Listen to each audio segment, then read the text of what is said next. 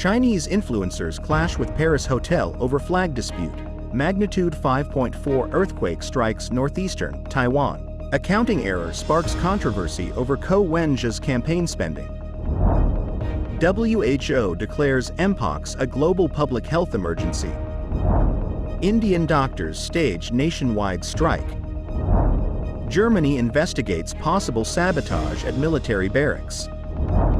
Sudan in heavier than normal rainy season. Solar-powered boats sailing through Ecuador's Amazon rainforest.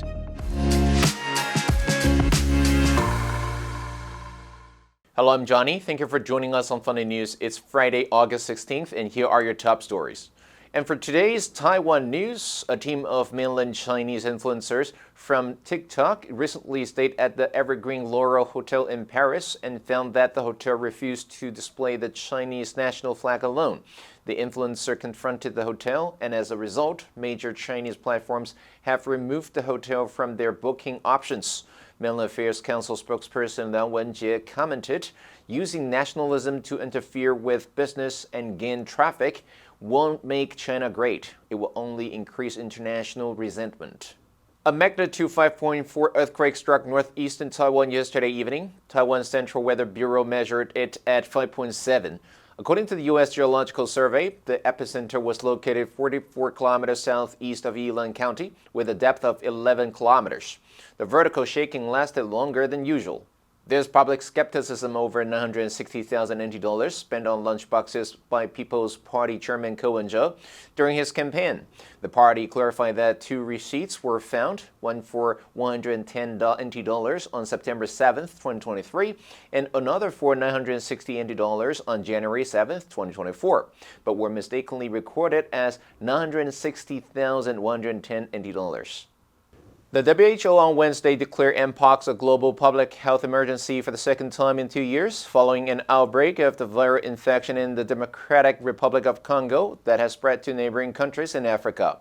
A public health emergency of international concern is the WHO's highest level of alert, which can accelerate research, funding, and international public health measures and cooperation to contain the disease.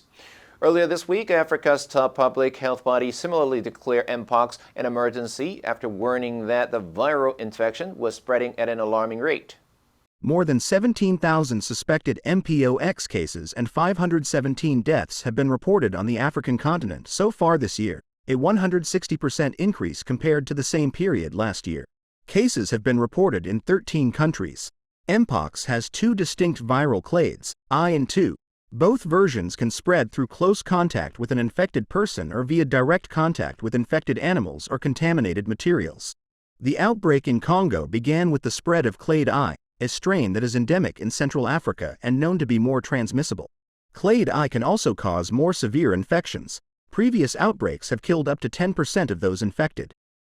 Doctors took to the streets across India on Wednesday to demand sweeping changes to healthcare worker protections after a female student doctor was raped and murdered last week at a government-run hospital. The strike came as federal investigators arrived in the eastern city of Kolkata, where the incident occurred, following demands from protesters for an inquiry. Federal forensic experts and medical officers were expected to visit the R.G. Carr Medical College and Hospital, where authorities found the body of the 31-year-old resident doctor in a seminar hall on Friday. Police said the woman's body showed signs of sexual abuse and multiple injuries, and a suspect has been arrested. Anger swept through Kolkata as doctors, who have long complained about conditions in India's overcrowded government hospitals, declared a strike, halting elective procedures. In 2021, the Indian Medical Association reported that over 75% of doctors in the country had faced violence, mostly from patients' caregivers. The case also highlights India's ongoing struggle with violence against women, despite having some of the world's strictest laws. Medical associations nationwide joined the action, calling for a federal investigation and stronger security measures at hospitals, arguing that state laws are largely ineffective and a federal law is needed.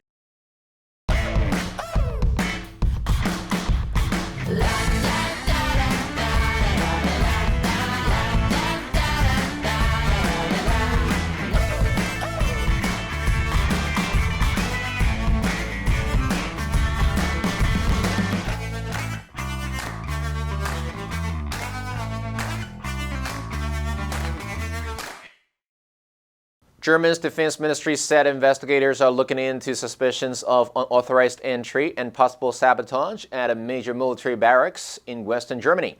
Ministry spokesperson Arne Kolotz said the one barracks outside Cologne had been closed off. He mentioned suspicions of attempted or actual illegal entry as well as sabotage, but provided no further details. The German news agency dpa reported that a hole had been found in a fence and there were unconfirmed suspicions that the facility's water supply might have been tampered with. It was reported that water samples had been taken for investigation. The barracks serve the military section of Cologne, Bonn Airport, where the fleet of military aircraft that serves the German government is based. Speaking outside the barracks, military spokesperson Ulrich von Robert said the facility was closed off after an incident on Tuesday night that the military is taking very seriously, but he did not provide details. The base, which has 4,300 soldiers and 1,200 civilian employees, was reopened in the afternoon. It houses the fleet of military aircraft used by Chancellor Olaf Scholz and his ministers for travel. The barracks will be supplied with water by canister until test results are available. At least 68 people have been killed during an unusually heavy rainy season in Sudan this year as shelters collapsed and neighborhoods flooded, adding to the misery in the war-torn country. The ongoing conflict between Sudan's army and the paramilitary Rapid Support Forces, which shows no signs of abating despite the start of talks this week, has created the world's largest displacement crisis and pushed half the population into food insecurity. Administrative hurdles, security challenges, and underfunding have made aid deliveries in many parts of the country difficult, if not impossible. The heaviest rains since 2019 have affected most areas of Sudan, where 10.7 million people are displaced, living in camps, hosted in homes and schools, or stranded in the open air. This includes the famine-stricken Zamzam camp in North Darfur, home to 500,000 people, and the eastern states of Kassala and Al-Gedaref, where thousands have fled the RSF advance. Since June 1, more than 44,000 people have been displaced by the rains across the country. The Interior Ministry reported that 12,000 homes had either fully or partially collapsed due to the rains, and around 198,000 feddans of farmland have been damaged, although these figures only reflect the areas in the north and east under army control. In a secluded part of Ecuador's Amazon rainforest, river transport is far more common than road travel. Here, boats glide along the Wichimi River, a wide channel that snakes through the dense foliage, powered by Ecuadorian sunshine. 5 boats, each topped with a sleek solar panel roof, are used by 12 indigenous Achua communities alongside eastern Ecuador bordering Peru. The boats have been provided by Cara Solar, a non-profit organization based in the region. The Achua and the communities are also responsible for fixing, running, and maintaining the boats. The solar vessels are transforming daily life for the community by providing transport for education, health services, and ecotourism. For years, many Achuar have relied on gasoline-powered boats on the river, but the fuel must be flown in from Quito, making it more expensive and increasing carbon emissions. Cara Solar founder Oliver Utna traveled to Ecuador from Minnesota 16 years ago after graduating college.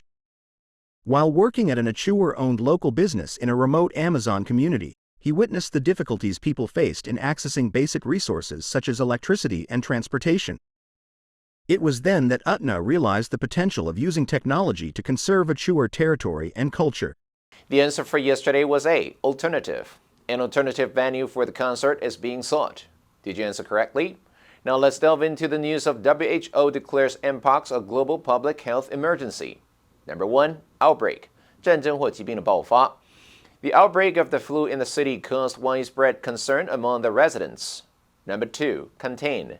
控制住疾病. The authorities implemented strict measures to contain the spread of the virus. Number 3, accelerate. 加速等于 expedite. The company decided to accelerate the development of their new product to meet market demand. Next, we have a multiple choice question for everyone to practice. Which answer would you choose? You can write your answer in the comments section. The correct answer will be announced tomorrow.